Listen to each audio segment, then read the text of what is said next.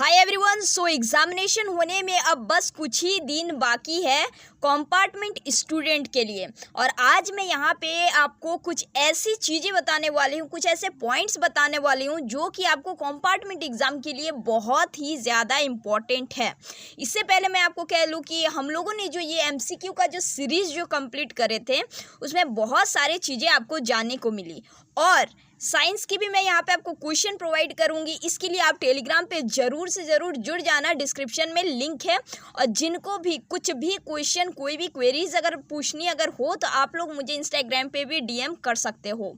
तो आज के लिए हम लोग जो यहाँ पे कंप्लीट जो करने वाले ये है कुछ बातें जो मुझे आपसे यहाँ पे करनी है, क्योंकि आपके लिए ये बहुत ही ज़्यादा बेनिफिट है और इम्पॉर्टेंट भी है आपको जानना। सो जो भी इस वीडियो पे नए आए हो जल्दी से जल्दी सब्सक्राइब करके शेयर ज़रूर कर देना हर एक नीडी स्टूडेंट तक, ताकि ज़्यादा से ज़्यादा स्टूडेंट को यहाँ पे बेनिफिट मिल सके। तो स्टार्ट करते हैं आज का ये वीडियो। सबसे पहले देखो, मैं यहाँ पे आपको कह रही हूँ कि जो भी कंपार्टमेंट स्टूडेंट है, ये बेसिकली कंपार्टमेंट स्टूडेंट के लिए ही मैं बनाई हूँ ये वीडियो स्पेशल में, ठीक है। तो जो भी कंपार्टमेंट स्टूडेंट है, आपको सबसे बड़ी नीड यहाँ पे क्या है कि आपको अपने कंपार्टमेंट जो भी सब्जेक्ट में आई है उसको आपको पास होना है। सबसे बड़ी बात तो यही है कि आपको यहाँ पे पास होना है। उसके बाद नंबर आप जितना भी लाओगे वो तो सेकेंडली बात होता है, लेकिन फर्स्ट यहाँ पे बात आ रहा है कि आपको पास होना है, ठीक है। और पासिंग क्रिटेरिया क्या है भाई कि आपको 33% एनी हाउ लाना ही लाना है। तो ये कैसे आएगा आपकी दी आपको बता रहे, ये इतनी शॉर्टकट चीज़ें जो कि हम लोग यहाँ पे साइंस की भी बातें करेंगे, मैथ्स की भी बातें करेंगे, किस तरीके से आप ला सकते हो ये भी मैं बातें करूंगी। क्योंकि कई सारे स्टूडेंट के कमेंट्स आ रहे थे जिसमें से कि साइंस और मैथ के सबसे ज़्यादा आपको प्रॉब्लम हो रहे थे, इसीलिए मुझे लगा कि ये वीडियो आपको देनी चाहिए, आपको बहुत ज़्यादा हेल्प करेगी। बिकॉज मुझे यहाँ पे यही कहना है कि जितने भी कंपार्टमेंट स्टूडेंट हो सबको ही अच्छे तरीके से बस पास हो जाओ, मेरी यही इंटेंशन है आपके लिए ये वीडियोस बनाने के, ठीक है। तो देखो, एक चीज़ मैं आपको यहाँ पे कह देना चाहती हूँ, मैं स्टार्ट करती हूँ MCQ से। पूरे क्वेश्चन की बातें यहाँ पे होगी, हर एक चीज़ें मैं आपको यहाँ पे डिक्लेरेशन करके बताऊँगी, आइदर इट इज़ साइंस और मैथ्स, ठीक है। तो एक चीज़ें यहाँ पे ध्यान दो। सबसे पहली बात कि आपके 20 MCQs आते हैं, समझ रहे हो, 20 MCQs आते हैं, मतलब 20 मार्क्स के MCQ। अब मैं आपको यहाँ पे एक चीज़ बता दूँ कि आपको पास आउट होने के लिए 10th क्लास वाले आपको पास आउट होने के लिए 33% चाहिए, ठीक है। जिसमें से कि आप अगर आपको जो स्कूल में जो मिलता है वो नंबर भी ऐड होता है यहाँ पे इंटरनल असेसमेंट।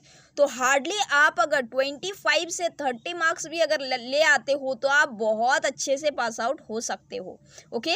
तो मतलब समझ रहे हो कि MCQ आपके लिए कितना ज़्यादा इम्पोर्टेंट है। मैंने आपको कई सारे ट्रिक्स बताएं, बट मैं हमेशा आपको कहती हूँ कि आप प्रैक्टिस ज़रूर करो। प्रैक्टिस इज़ द की, ठीक है, ये की है अपने मार्क्स को बढ़ाने के लिए, इसीलिए आप प्रैक्टिस ज़रूर करना। उसके बाद अगर आपको कोई भी क्वेश्चन छोड़ने की जो नौबत जो आती है ना, वो मैं नहीं चाहती, इसीलिए मैंने आपको स्पेशल प्रोवाइड किए कई सारे क्लासेस जिसमें कि हम लोगों ने MCQ ट्रिक्स की बातें करी है। और मैं यहाँ पे आपको बोल दूँ, आज हम लोग यहाँ पे MCQ ट्रिक्स की ही एक और चीज़ें जानेंगे। देखो ये क्या है कि 4 क्वेश्चन आपके असर्शन रीजनिंग के आएंगे, क्लियर है, 4 क्वेश्चन आते हैं। और मैं यहाँ पे एनालिसिस की आपके असर्शन रीजनिंग को और भी इजी करने के लिए मैं आपको यहाँ पे एक चीज़ बताने जा रही हूँ जो कि बहुत आपको हेल्पफुल होगी। कि मैंने यहाँ पे एनालिसिस करके देखा कि असर्शन रीजनिंग के सबसे ज़्यादा आंसर जो करेक्ट जो होते हैं वो ऑप्शन ए होते हैं। Yes, that is the secret, ठीक है।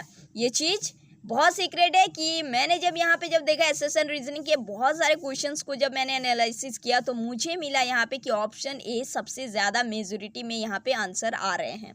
तो अगर कोई भी असर्शन रीजनिंग आता है और आपको आता है आपके एग्जाम में और आपको अगर सॉल्व हो रहा है अगर आपसे, तो छोड़ने की नौबत बिल्कुल भी मत करना, ऑप्शन ए में लगा देना, ठीक है।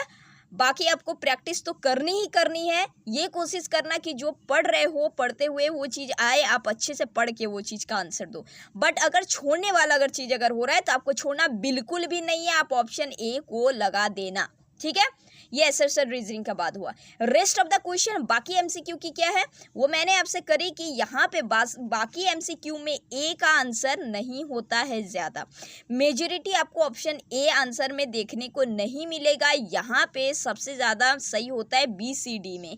तो एक ऑप्शन मैंने आपका यहाँ से एलिमिनेट कर दिया है, बाकी बी सी डी आपको मेजॉरिटी में मिलेगा। ऐसा नहीं कि ये होता ही नहीं है, वो मैं आपको नहीं कह रही हूँ, बट यस ए जो होता है वो माइनॉरिटी केस में होता है, मतलब कम से कम में, लेकिन बी सी डी होता है मेजॉरिटी में, जिसमें से कि बी और सी सबसे ज़्यादा मेजॉरिटी होती है।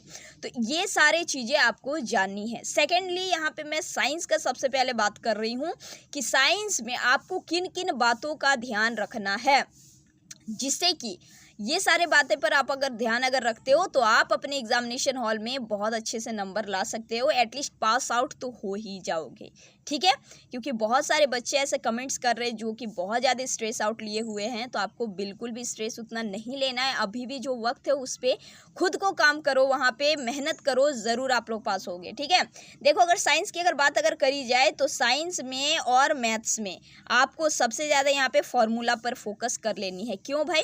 क्योंकि अगर आपको पूरे क्वेश्चन आपसे सॉल्व भी नहीं होते तो आपको फॉर्मूला लिखने हैं।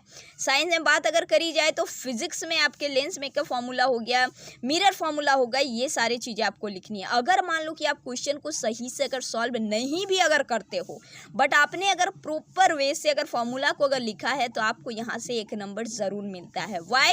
क्योंकि आपके जो एग्जामिनेशन हॉल में जो कॉपी जो चेक होता है उसमें आपको स्टेप मार्किंग मिलती है, खास करके मैथ्स वाले को स्टेप मार्किंग मिलती है। मान लो कि कोई भी क्वेश्चन को आपने सॉल्व करी जिसमें कि आपके 5 यहाँ पे स्टेप थे, जिसमें से कि आंसर मानो कि आपका नहीं आया, लेकिन बाकी सारी स्टेप में जो है आपने करेक्ट से लिखा है वहाँ पे। ठीक है, बाकी सारे स्टेप आपने सही किए, बट थोड़ी सी कैलकुलेशन की वजह से आपके आंसर नहीं आए, तो और आपने लेकिन फॉर्मूला आपने करेक्ट लिखा है, तो आपको यहाँ पे फुल नंबर नहीं मिलेगा, लेकिन आपको यहाँ पे मार्क्स मिलेगा। किस चीज़ में? आपके स्टेप मार्क में। तो इसीलिए आपको अच्छे तरीके से सारे फॉर्मूलाज देख लेने हैं। क्लियर है? दूसरा देखो, साइंस की बात करी जाए, बायो की बात करी जाए तो डायग्राम आप ज़रूर करना। देखो डायरेक्टली डायग्राम बहुत कम चांस है कि मिलता है, इसीलिए आप डायग्राम के फंक्शन देख लेना और उसके नेम को ज़रूर देख लेना। हर एक डायग्राम में आप नेम्स आप ज़रूर देख लेना। इंपॉर्टेंट डायग्राम मैंने टेलीग्राम चैनल पे पहले भी दे करके रखा है, आप लोग ज़रूर जा करके देखना, मिल जाएगा आपको। ठीक है, तो इंपॉर्टेंट डायग्राम्स के आप लोग नेम्स ज़रूर देख लेना और न्यूमेरिकल्स भी देख लेना। न्यूमेरिकल्स भी आते हैं और हमारे फिजिक्स के जो न्यूमेरिकल्स है वो आप लोग देख लेना। केमिस्ट्री में इक्वेशन, वेरी इंपॉर्टेंट इक्वेशन आपको देख लेना है। रिएक्शंस के जो इक्वेशन है, redox reaction, displacement reaction, double displacement reaction, ये सारी चीज़ें आपको देख लेनी है। क्लियर है? जो भी मैथ्स में आंसर आते हैं उसको बॉक्स में करो। ये सारे चीज़ों से भी आपको नंबर यहाँ पे मिलते हैं, आप उसको बॉक्स में घेरो। आप मैथ के इम्पॉर्टेंट थ्योरम्स भी ज़रूर करके जाओ, थ्योरम भी इम्पॉर्टेंट होता है, कई बार थ्योरम से भी डायरेक्ट क्वेश्चन आ जाते हैं। सो थ्योरम जो है वो आपको कर लेने हैं। अगर आपने ये सारी चीज़ों पर ध्यान दिए, बाकी आपके जो प्रिपरेशन जो है वो आप अपने प्रिपरेशन करते जाओ, अपनी मेहनत करते जाओ, लेकिन ये सारे चीज़ों पर भी आपको फोकस करना है, क्योंकि यहाँ से आप इजी तरीके से अपने नंबर को कर सकते हो। तो आई होप सो कि ये सारी चीज़ें बहुत आपको हेल्प करेगी। और मैं आपको यहाँ पे कह दूँ कि जब भी एग्जामिनेशन में आपके पास क्वेश्चन आता है तो सबसे पहले आप अपने जो आपके लिए वहाँ पे ईजी लगे उस क्वेश्चन को आपको सबसे पहले सॉल्व कर लेना है।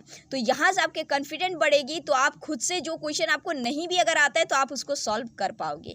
सो आई होप सो कि ये सारी बातें आपके लिए काफ़ी हेल्पफुल रही होगी। वीडियो को शेयर ज़रूर करना, क्योंकि कंपार्टमेंट स्टूडेंट वाले सबसे ज़्यादा परेशान रहते हैं, तो भाई आप उससे शेयर करोगे, उसकी थोड़ी सी मदद हो जाएगी आपके कारण, मेरे कारण, तो मुझे भी ये चीज़ अच्छा लगेगा, आपको भी अच्छा लगेगा, एंड उस स्टूडेंट को भी बेनिफिट ज़रूर मिलेगा। एंड आफ्टर दैट आप सभी वहाँ पे पास भी हो जाओगे अच्छे मार्क्स से। सो मिलेंगे हम लोग फिर से नेक्स्ट वीडियो में। Till then keep preparing and keep learning.